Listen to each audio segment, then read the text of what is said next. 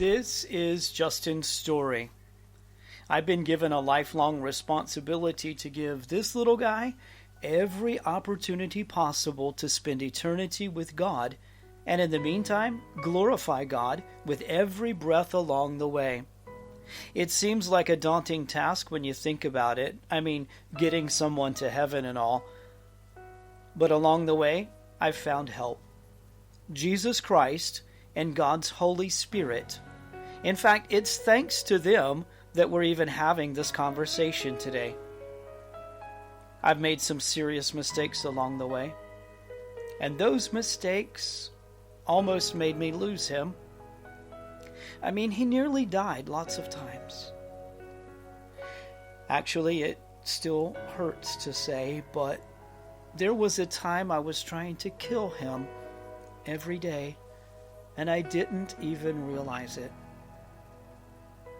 There were some really poor choices I made very early on. He was about 6 years old when, seemingly innocently, I made some choices that would end up changing his life forever. I actually thought the choices I was making for him would make him happy. I didn't understand the serious consequences. Growing up is difficult enough. Then add to that someone making poor choices for you.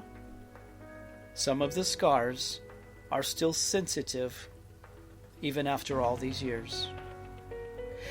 I've forgiven myself, as well as the others involved. Most importantly, I know God has forgiven me too. One day I was driving home from my nightclub job.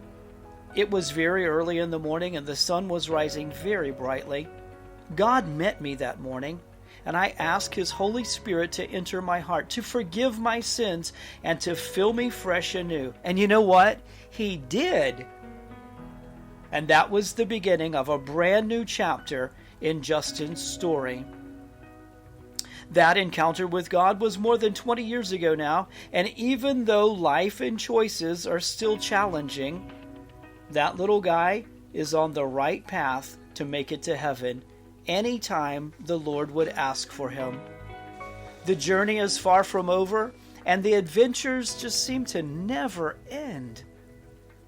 Justin spends all of his time now sharing with others how not to make the poor choices and mistakes that caused him so much pain and sorrow. When he sees a tear run down someone's cheek, he always remembers Psalm 56:8. You keep track of all my sorrows. You have collected all my tears in your bottle. You have recorded each one in your book. I think he even sees the angel who catches them.